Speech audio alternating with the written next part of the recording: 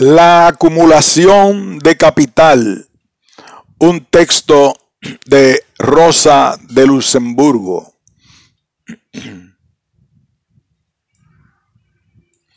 El presente trabajo me fue inspirado en la introducción a la economía política, obra de mi vulgarización, en la que llevo ya mucho tiempo trabajando, constantemente interrumpida por mi labor en la escuela del partido y por mis campañas de agitación.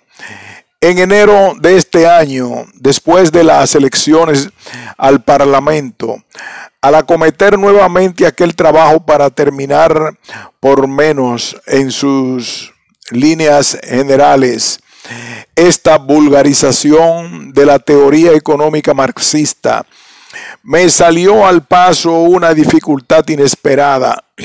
No conseguía exponer con suficiente claridad el proceso global de la producción capitalista en su aspecto concreto, ni sus límites históricos objetivos. Ahondando en el asunto, llegué a la conclusión de que no se trataba simplemente de una dificultad de exposición, sino que ésta envolvía un problema teóricamente relacionado con la doctrina del volumen 2 del Capital de Marx y que además trascendía a la práctica de la política imperialista actual y a sus raíces económicas. He intentado formular con toda exactitud científica este problema. Si lo hubiese conseguido, mi trabajo no tendría solamente un interés teórico puro, sino que encerraría también, a mi parecer, cierta importancia para nuestra lucha práctica contra el imperialismo. Rosa de Luxemburgo, diciembre 1912. Primera parte, el problema de la producción. Capítulo primero, objeto de esta investigación. Entre los servicios imperecederos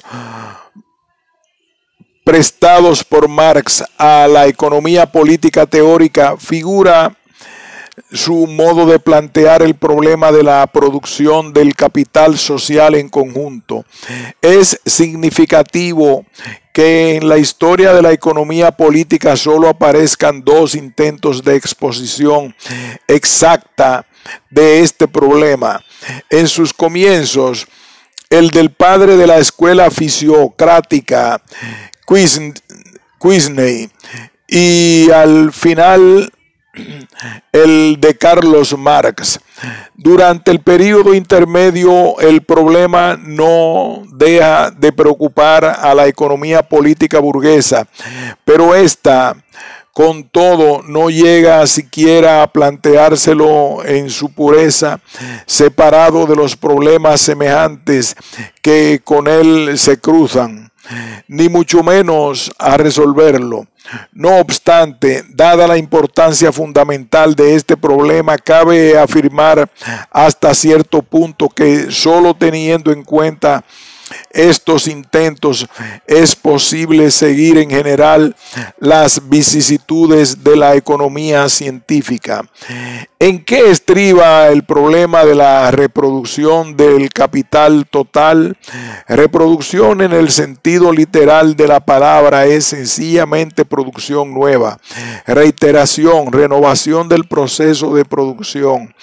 Y a primera vista parece que lo que no se ve, porque ha de ser necesario distinguir en conceptos de la reproducción de la producción para todos comprensible, ni porque ha de emplearse para designarlo una expresión nueva y desconcertante, pero cabalmente la repetición, la renovación constante del proceso de reproducción nos brinda ya de por sí un elemento de importancia. En primer término, la reiteración regular de la producción es el supuesto y fundamento general del consumo regular y por tanto la condición previa de la existencia cultural de la sociedad humana bajo todas sus formas históricas. En este sentido, el concepto de la reproducción encierra un elemento entrelazado a las formas de la cultura. La producción no podrá reiterarse, no sería posible la reproducción si como resultado de los periodos de producción anteriores no quedaran en pie determinadas condiciones previstas, materias primas, fuerzas de trabajo, pero en las fases primitivas de la civilización, cuando el hombre comienza a dominar la naturaleza exterior, esta posibilidad de renovar la producción depende en mayor o menor escala del azar, mientras la caza o la pesca constituyen la base principal de la existencia de la sociedad. La reiteración regular de la producción se ve frecuentemente interrumpida por periodos de hambre general. En algunos pueblos primitivos, los requisitos para que la reproducción sea un proceso regular reiterado encuentran desde muy temprano expresión tradicional y socialmente obligatoria en ciertas ceremonias de carácter religioso.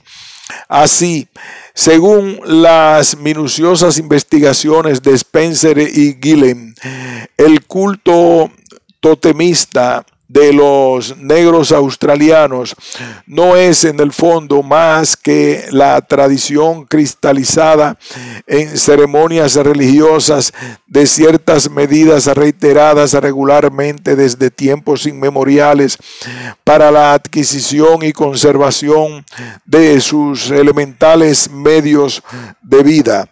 Pero solo el cultivo de la tierra, la utilización de los animales domésticos y la ganadería para fines alimenticios hacen posible la alternativa regular de producción y consumo, que constituyen la nota característica de la reproducción. En este sentido, el concepto de la reproducción encierra algo más que la mera reiteración. Implica ya un cierto nivel en el dominio de la naturaleza exterior por la sociedad, o dicho en términos económicos, un cierto nivel en la productividad del trabajo. Por otra parte, el proceso de la producción es en todos los grados de la evolución social una unidad formada por los elementos distintos, aunque una unidad formada por dos elementos distintos, aunque íntimamente relacionados, las condiciones técnicas y las sociales, es decir, de la relación de los hombres con la naturaleza y de las relaciones de los hombres entre sí. La reproducción depende en igual grado de ambos factores. Ya hemos dicho hasta qué punto se halla supeditada a las condiciones técnicas del trabajo humano y es resultado de un cierto nivel en la productividad del trabajo. Pero no menos decisivas son las formas sociales de producción imperantes. En una tribu agraria comunista primitiva, la reproducción y con ella todo el plan de la vida económica correrán a cargo de la totalidad de aquellos que trabajan y de sus órganos democráticos. El decir cuándo han de comenzar los trabajos, su organización, el velar porque se reúnan diversos factores materiales, materias primas, instrumentos y fuerza de trabajo, finalmente el determinar el alcance y plan de la producción son fruto de la colaboración organizada de todos dentro de la comunidad. En una explotación a base de esclavos o en el feudo señorial, la reproducción se arranca a la fuerza y está reglamentada en todos sus detalles sobre el régimen de dominio personal, régimen que no conoce más frontera que el derecho del poder señorial centralizado a disponer de una cantidad más o menos grande de fuerzas de trabajo ajenas. En la sociedad organizada a base de la producción capitalista, la reproducción presenta un aspecto completamente peculiar, como resulta ya a simple vista en ciertos fenómenos salientes. En todos los demás tipos de sociedad históricamente conocidos, la reproducción se emprende de un modo regular tan pronto como lo consienten las condiciones previas, es decir, tan pronto como se reúnen los medios de producción y las fuerzas de trabajo necesarios. Solo influencias exteriores, por ejemplo, una guerra devastadora o una gran peste, al producir una gran despoblación y con ella el aniquilamiento en masa de la población obrera y de los medios de producción disponibles, hacen de vez en cuando que en los pueblos antiguos no se repita o solo se repita en pequeña escala la reproducción durante periodos más o menos largos. Fenómenos semejantes se dan en parte o pueden darse cuando el plan de la producción se determina despóticamente.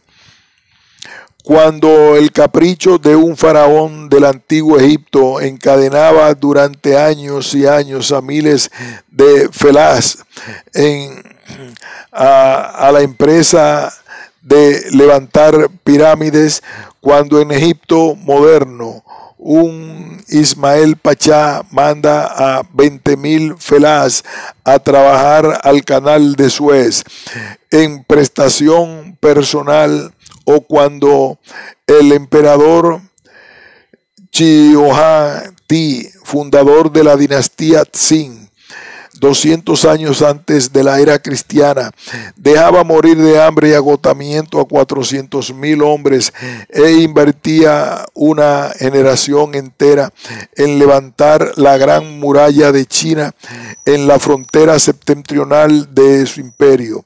Quedaban sin cultivo grandes extensiones de tierra y la vida económica normal se interrumpía durante largos años. Pero estas interrupciones del proceso de producción correspondían en todos estos casos a causas perfectamente claras y tangibles, que radicaban todas en el hecho de que un soberano dispusiese a su antojo del plan total de reproducción. En las sociedades de producción capitalista, las cosas ocurren de otro modo. Durante ciertas épocas vemos que, aún dándose todos los medios materiales de producción y todas las fuerzas de trabajo necesarias para llevar a cabo la reproducción, las necesidades de la sociedad quedan insatisfechas, a pesar de lo cual la reproducción se interrumpe totalmente o solo se desarrolla dentro de límites reducidos. Aquí, la responsabilidad por las dificultades con que tropieza el proceso de reproducción no radica en las intromisiones despóticas de nadie en el plan económico. Lejos de ello, la reproducción en estos casos no depende solamente de las condiciones técnicas, sino de una condición puramente social, la de que solo se produzcan aquellos artículos que pueden contar con la seguridad absoluta de encontrar comprador. de ser cambiados por dinero y no de cualquier modo, sino con una ganancia de tipo usual. La ganancia como fin último y determinante es pues el factor que preside en esta sociedad no solo la producción, sino también la reproducción. Es decir, no solo el cómo y el porqué del proceso de trabajo y la distribución de los productos, sino también el alcance y el sentido en que el proceso de trabajo ha de reanudarse una vez que el periodo anterior de trabajo haya llegado a su término. Allí donde la producción presenta forma capitalista, la presenta también necesariamente la reproducción. El proceso de reproducción de la sociedad capitalista toma, por tanto, en virtud de la forma de un problema muy singular y complejo, factores puramente históricos y sociales.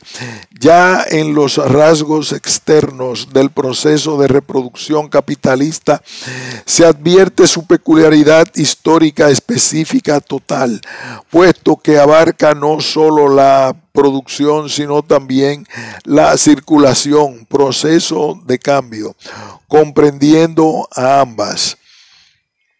La producción capitalista es esencialmente una producción de incontables productos privados sin plan regulador alguno, siendo el cambio el único nexo social que los vincula. Por tanto, la determinación de las necesidades sociales, la reproducción solo puede contar con las experiencias del periodo de trabajo anterior, pero estas experiencias son experiencias privadas de productores individuales que no revisten una expresión social sintética. Además, no son nunca experiencias positivas y directas sobre las necesidades de la sociedad, sino experiencias indirectas y negativas que únicamente permiten, partiendo del movimiento de los precios, sacar conclusiones sobre el exceso o carencia de los productos elaborados en relación con la demanda. Ahora bien, la reproducción se reanuda siempre por los productores privados, aprovechando estas experiencias extraídas del periodo de producción anterior. Según esto, en el periodo siguiente solo puede darse igualmente el exceso o un defecto, siguiendo cada rama de la producción su propia ruta, con lo cual puede resultar en unas un exceso y en otras un cambio, un defecto. Teniendo en cuenta, sin embargo, la mutua dependencia técnica de casi todas las ramas de la producción, un aumento o una disminución de los valores de uso producidos en algunas de las grandes ramas directivas provoca el mismo fenómeno en la mayor parte de las restantes. Así resulta alternativamente de tiempo en tiempo un sobrante general y una falta general de productos en relación con la demanda en la sociedad. Todo lo cual hace que la producción en la sociedad capitalista adopte una forma peculiar diferente a la de todos los tipos históricos de producción que le han precedido.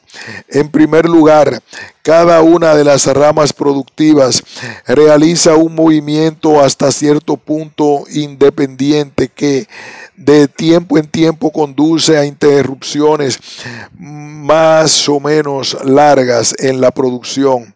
En segundo lugar, las desviaciones de la reproducción en las diversas ramas con respecto a las necesidades sociales se suman produciendo periódicamente un desequilibrio total e inmediatamente una paralización general de la reproducción.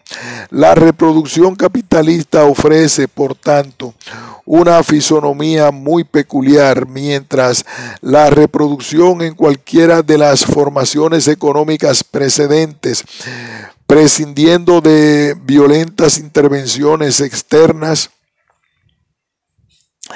representada, para emplear una conocida expresión de Sismondi, con una serie continuada de espirales distintas, cuyas curvas pequeñas al principio son cada vez mayores y muy grandes al final, a lo que sigue una contracción y una próxima espiral.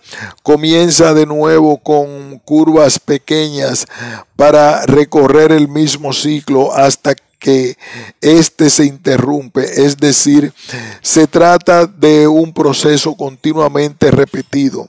La periodicidad con que ocurre la mayor extensión de la reproducción y su contracción e interrupción parcial, es decir, lo que se designa como el ciclo periódico del restablecimiento o coyuntura baja,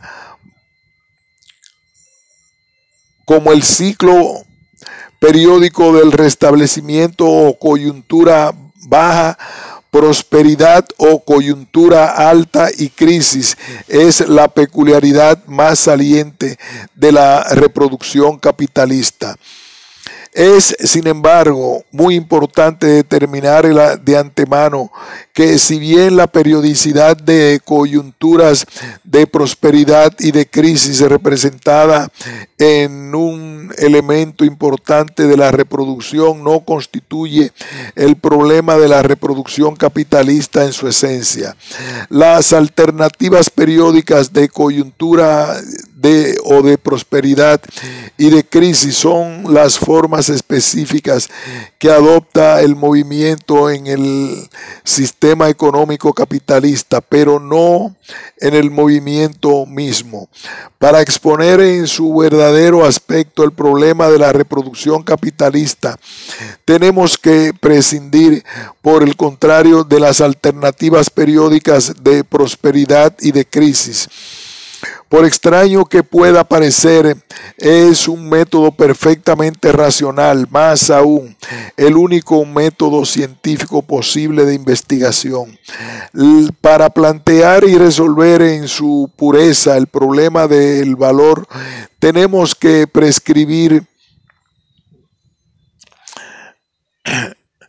Para plantear y resolver en su pureza el problema del valor, tenemos que prescindir de las oscilaciones de los precios. Vemos que la economía vulgar trata siempre de resolver el problema del valor con referencia a las oscilaciones de la demanda y la oferta. La economía clásica de Smith a Marx, por el contrario, ha manifestado que las oscilaciones interdependientes entre la demanda y la oferta solo pueden explicar cómo el precio se desvía del valor, pero no el valor mismo. Para hallar el valor de las mercancías tenemos que abordar el problema bajo el supuesto de que la oferta y la demanda se equilibran, es decir, que el precio y el valor de las mercancías coinciden. Por tanto, el problema científico del valor comienza justamente allí donde cesa la acción de la oferta y la demanda. Ocurre con referencia al problema de la reproducción del capital social en conjunto exactamente lo mismo. Las coyunturas de prosperidad y de crisis periódicas hacen que la reproducción capitalista, por regla general, oscile en torno a las necesidades y capacidades adquisitivas de la sociedad, alejándose de ellas unas veces hacia arriba y otras veces por debajo de ellas. llegando casi hasta la paralización total del proceso. Pero si se toma un periodo considerable, todo un ciclo con coyunturas distintas de prosperidad y de crisis, es decir, de suprema tensión, de la reproducción y de un relajamiento de interrupción, vemos que se equilibran y la medida del ciclo nos da la magnitud medida de la reproducción. Esta medida no es solo un producto mental teórico, sino también un hecho real, objetivo, pues a pesar de las intensas oscilaciones de las coyunturas, a pesar de las crisis, las necesidades de la sociedad no satisfacen bien o mal la reproducción.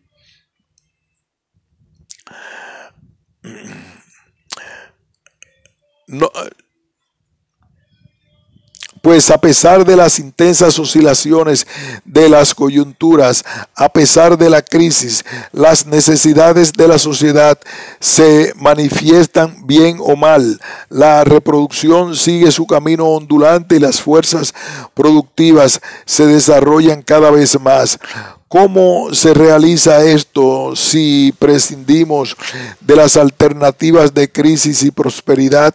Aquí comienzan las dificultades intentándose por algunos resolver el problema de la reproducción por referencia a la periodicidad de la crisis, lo cual es propio en el fondo de la economía vulgar, del mismo modo que lo es el intento de resolver el problema del valor por las oscilaciones de la oferta y la demanda.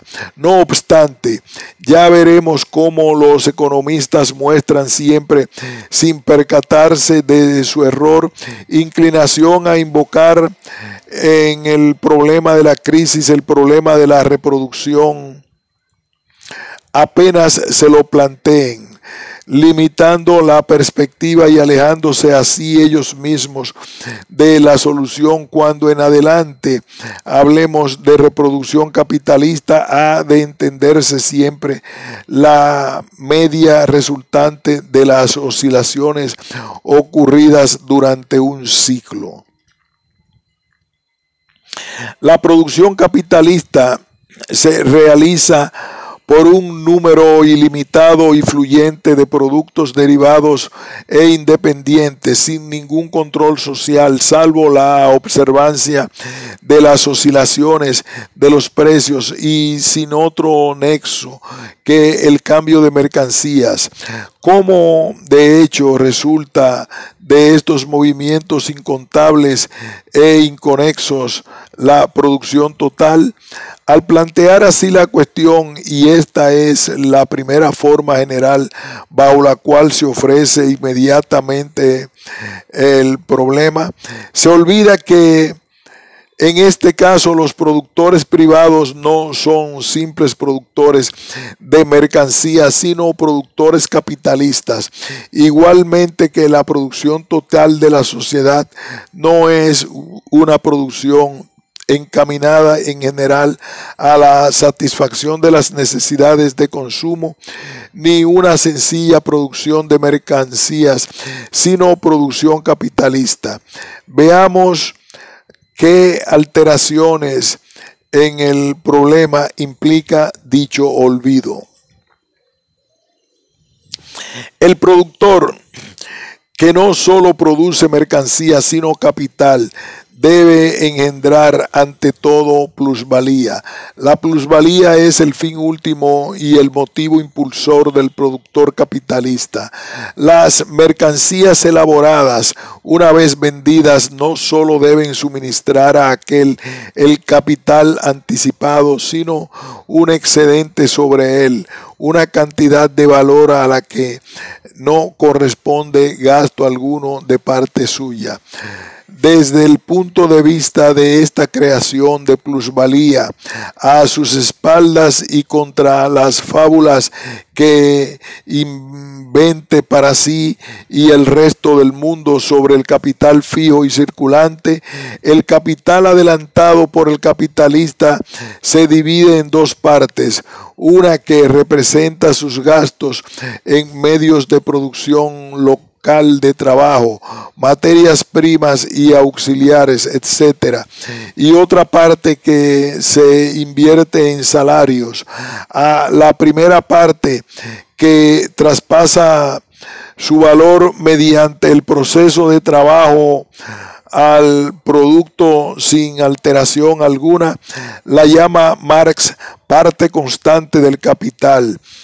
A la segunda, que por apropiación de trabajo no pagado se incrementa creando plusvalía, parte variable del capital.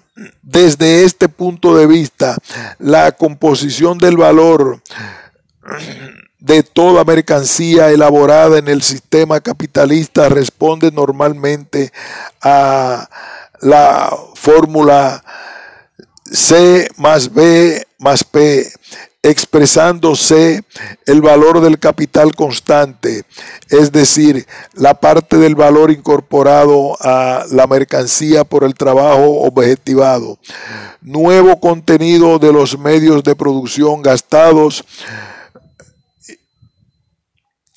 B, el capital variable, es decir, la parte del capital invertida en salarios, significando finalmente P, la plusvalía, es decir, el aumento del valor procedente de la parte no gastada de trabajo asalariado. Las tres partes del valor se hallan reunidas en la figura concreta de la mercancía elaborada, considerándose como unidad cada uno de los ejemplares, así como la masa total de mercancías. Lo mismo que se trate de tejidos de algodón o de representaciones de ballet, de tubos de hierro o de periódicos liberales, la elaboración de mercancía no constituye un fin para el productor capitalista y sí un medio para apropiarse plusvalía. Pero mientras la plusvalía esté oculta en la mercancía, es inútil en manos del capitalista.